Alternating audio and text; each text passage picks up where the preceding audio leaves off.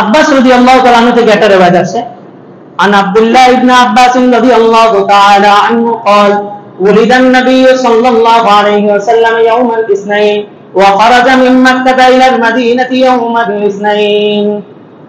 রাসূল সাল্লাল্লাহু আলাইহি ওয়াসাল্লাম সোমবার দিন জন্মগ্রহণ করেছেন। ইয়াউমুল ইসনাইন মানে সোমবার, এবং রাসূল যেদিন মক্কা থেকে মদিনায় গেছেন সেই দিনটাও ছিল সোমবার। আরেক রিওয়ায়াতের মধ্যে আল্লাহ রাসূলকে জিজ্ঞাসা করা হয়েছে আন সাওমি ইয়াউমিল ইসনাইন, সুইলা রাসূলুল্লাহ সাল্লাল্লাহু আলাইহি ওয়াসাল্লাম আন সাওমি ইয়াউমিল ইসনাইন। রাসূলকে জিজ্ঞাসা করা হলো, ইয়া রাসূলুল্লাহ, আপনি যে সোমবার রোজা রাখেন কেন রাখেন? রাসূল তিনটা জবাব দিয়েছেন, চারটা জবাব দিয়েছেন। উলিদতু ফি, আমি এই দিনে জন্মগ্রহণ করছি। ওয়া বুইসতু ফি, এই দিনে আমাকে নবুয়ত দেওয়া হয়েছে। ওয়া উনজিলা ফি, এবং এই দিনে আমার উপরে কোরআন নাযিল করা শুরু হয়েছে। 4 নম্বরে বলছেন এই দিনেই জমিনবাসীর আমল আল্লাহর কাছে উঠানো হয়।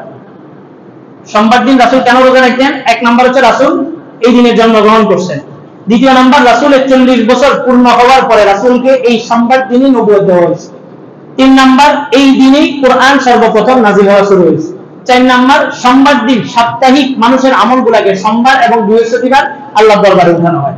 তো রাসূল বলেন এমন একটা দিন আমল উঠানো হইতেছে যে দিন আমি রোজা, আমি এটা পছন্দ করি, আমার আমল আল্লাহর কাছে এমন একটা সময় উপস্থাপন করা হইতেছে যে সময়টাতে আমি রোজাদার। কোন বছর জন্মগ্রহণ করছেন? যে বছর আমুল ফিল, হস্তি বাহিনীর ঘটনা ঘটছে। আব্রাহার মাধ্যমে হস্তি বাহিনী নিয়ে কাবা শরীফের উপরে যে বছর হামলা করছে ওই বছরই রাসূল সাল্লাল্লাহু আলাইহি ওয়াসাল্লাম জন্ম লাভ করছেন। এটার ব্যাপারে কোনো সন্দেহ নেই।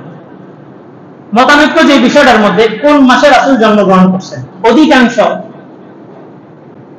ইবনে কাসির একটা কিতাব আছে আল বিদায়া ওয়ান নিহায়া, মুসান্নাফ ইবনে কাসির, উনি ওনার কিতাবের মধ্যে আছেন রাসূলের কোন মাসে জন্মগ্রহণ করছেন এই ব্যাপারে দুইটা মত, একটা হচ্ছে রমজান আর একটা হচ্ছে রবিউল আউয়াল।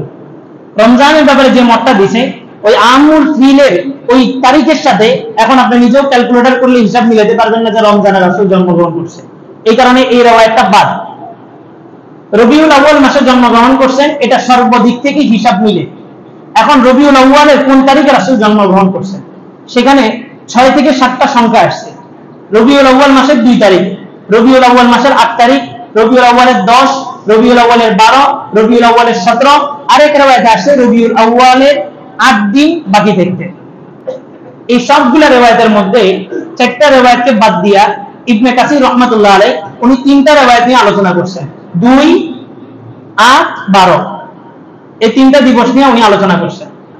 2 নাম্বার 2 তারিখে যে রিওয়ায়াতটা আসছে যে রাসূল রবিউল আউয়ালের 2 তারিখে জন্মগ্রহণ করছেন, এটা সনদের মধ্যে একজন দুর্বল রাবী আছে যার কারণে এই সনদটা গ্রহণযোগ্য নয়। অর্থাৎ রাসূল রবিউল আউয়াল মাসের 2 তারিখে জন্মগ্রহণ করছেন এটা সঠিক নয়। 8 তারিখের ব্যাপারে যেটা আসছে এটা বেশি প্রসিদ্ধ, বেশি শুদ্ধ, বিশুদ্ধ মত হচ্ছে রাসূল রবিউল আউয়ালের 8 তারিখে জন্মগ্রহণ করছেন। আর 12 তারিখ যেটা আমাদের জশ্নে জুলুস পুরা বাংলাদেশ সহ বিভিন্ন জায়গায় ভারত উপমহাদেশে বিশেষভাবে পালিত হয়, এই 12 তারিখের ব্যাপারে যে রিওয়ায়াতটা এটা হচ্ছে প্রসিদ্ধ, বিশুদ্ধ না, এটা হচ্ছে প্রসিদ্ধ। আর 8 তারিখের মতটা বিশুদ্ধ। বিশুদ্ধ আর প্রসিদ্ধের মাঝখানে ব্যবধান বুঝছেন? যেটা প্রসিদ্ধ মানে হচ্ছে সবাই লোকমুখে পরিচিত। রাসূল কোন তারিখে জন্মগ্রহণ করছে বলে যে 12 রবিউল আউয়াল, এটা সবাই বলে, এটা হচ্ছে প্রসিদ্ধ, কিন্তু এটা বিশুদ্ধ না। কারণ কি? এই রাসূল যে 12 তারিখে জন্মগ্রহণ করছেন 12 রবিউল আউয়াল, এই সনদটা যারা বর্ণনা করছে অর্থাৎ আমার থেকে উনি বর্ণনা করছেন, ওনার থেকে উনি, এটাকে বলে সনদ, এটা চেইন। এই চেইনের মধ্যে সর্বশেষ উস্তাদ এবং ছাত্রের মধ্যে ব্যবধান আছে 24 বছর। অর্থাৎ এমন একজন বর্ণনা করছেন যিনার উস্তাদ মারা গেছে 106 হিজরিতে আর ওনার জন্ম হয়েছে 126 হিজরিতে। তাহলে কত বছর ব্যবধান? 20 বছরের ব্যবধান। 20 বছরের ব্যবধান। তাহলে এই ছাত্রটি তার উস্তাদকে দেখছে। দেখেন এই 12 তারিখের মধ্যে সনদে বর্ণনা হয়েছে, এই সনদটাকে বলা হয় ইনকিতা, মানে বিচ্ছিন্ন হয়ে গেছে, মুনকাতি। এটা দলিলের উপযুক্ত না, এটার উপর আমল করা যাবে না। কিন্তু এখন ভারত উপমহাদেশে পালন করে কোন তারিখে? এই 12 রবিউল আউয়াল। তাহলে আমরা জানলাম 12 রবিউল আউয়াল এই মতটা হচ্ছে প্রসিদ্ধ, আর 8 রবিউল আউয়াল এটা হচ্ছে বিশুদ্ধ। 8 রবিউল আউয়াল এটা হচ্ছে বিশুদ্ধ, আর 12 রবিউল আউয়াল এটা হচ্ছে প্রসিদ্ধ। আরো সহজ, এখন আধুনিক যুগ আসাতে আপনি এখন থেকে ক্যালকুলেশন গুলো দিবেন, সার্চ দিবেন, ক্যালেন্ডার গুলো সার্চ দিবেন যে 1446 বছর পূর্বে আপনার 12 রবিউল আউয়াল, আপনার 8 রবিউল আউয়াল কি বার আছে?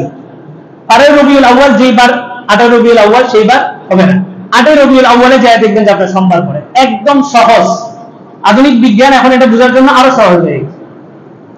বিভিন্ন মানুষ আছে না ঈদ পালন করে সৌদির সাথে, এখন আধুনিক যুগ আসাতে এটা আরো আমাদের কাছে সহজ হয়ে গেছে। দিগন্ত সব জায়গায় এক না।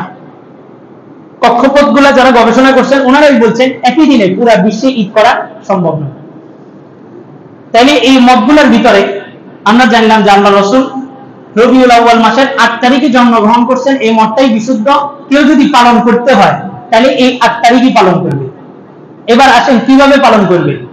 যেভাবে রাসূল পালন করছেন সেভাবে আমরা পালন করব।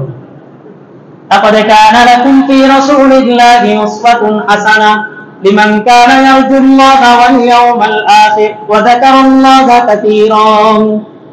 বলেন যে রাসূলের মধ্যে তোমাদের জন্য উত্তম আদর্শ আছে। লিমান কানা ইয়ারজুল্লাহ, যে ব্যক্তি আল্লাহর সাক্ষাতের আশাবাদী, ওয়াল ইয়াউমাল আখির, আখিরাতে বিশ্বাসী, সেই যেন রাসূলকে অনুসরণ করে। তাহলে রাসূলের জন্ম দিবস রাসূল যেভাবে পালন করছেন ওভাবে পালন করব, না 600 হিজরির পরে যে আবিষ্কারক আবিষ্কার করছে তার মতো করে পালন করব? রাসূল যেভাবে পালন করছেন ওভাবেই আমরা পালন করব। রাসূলকে জিজ্ঞাসা করা হলো, রাসূল আপনি যে সোমবার এবং বৃহস্পতিবার রোজা রাখেন এটার কারণ কি? রাসূল 4টা জবাব দিয়েছিলেন, বলছি উলিদতু ফি ওয়া বুইসতু ফি ওয়া উনজিলা ফি, এবং এই দিনেই মানব জাতির আমলকে আল্লাহর কাছে উঠানো হয়। তাহলে রাসূল সোমবারে রোজা রাখতেন যে কয়টা কারণ, তার মধ্যে 1 নাম্বার কারণ ছিল কি? রাসূল এই দিনে জন্মগ্রহণ করছেন, এজন্য শুকরিয়া দান সোমবারে রাসূল রোজা রাখতেন। রাসূল জন্ম দিবস কি বছরে একবার পালন করছেন না প্রতি সপ্তাহে পালন করছেন? প্রতি সপ্তাহে পালন করছেন। তাহলে যারা পালন করতে চাই, পালন করতে আগ্রহী, তারা কিভাবে পালন করব? প্রতি সপ্তাহে পালন করতে হবে। রাসূল কিবারে পালন করছেন?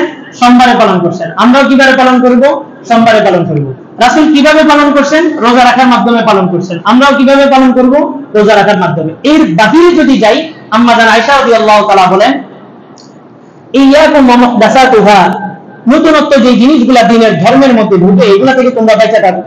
ফাইন্না কুল্লা মুহদাসাতিন বিদআ ওয়া কুল্লা বিদআতিন দালালা ওয়া কুল্লা দালালাতিন ফিন্নার। জীবনে যত আমল করছো এগুলা বিবেচনা নাই, এগুলা আমল বিবেচনা নয়। তুমি যদি নতুন কোনো কিছুর উপরে আমল করে থাকো যেটা দিনের মধ্যে ছিল না, আম্মা জান আয়েশার আরেকটা হাদিসের মধ্যে আছে, মান আহদাসা আমরানা মান আহদাসা ফি আমরিনা ফালাইসা মিন্না ফাহুয়া রাদ্দুন। দ্বীনের এমন কোন বিষয় যদি কেউ আবিষ্কার করে যেটা খায়রুল কুরুন আল্লাহ রাসূলের সাহাবী তাবিঈদের যুগে ছিল না, এমন কোন বিষয় যদি কেউ আবিষ্কার করে তাহলে সেটা পরিত্যাজ্য, সেটা আমল করা হবে না, সেটা অবাঞ্ছিত। আম্মা জান আয়েশা বলেন, নতুন কোন জিনিসের উপরে যদি তুমি আমল করো যেটা আমাদের মধ্যে ছিল না, তো এটা হবে বিদআত। আর তিনি বলেন ওয়া কুল্লা বিদআতিন দালালা, প্রত্যেকটা নব বস্তু আবিষ্কৃত বস্তুই হচ্ছে গোমরাহি। ওয়া কুল্লা বিদআতিন দালালা ওয়া কুল্লা দালালাতিন ফিন্নার, আর প্রত্যেক গোমরাহির ঠিকানা হচ্ছে জাহান্নাম। অর্থাৎ সারা জীবন নামাজ পড়ছেন, রোজা রাখছেন, হজ করছেন, এগুলো কিছুই আলোচনায় আসবে না।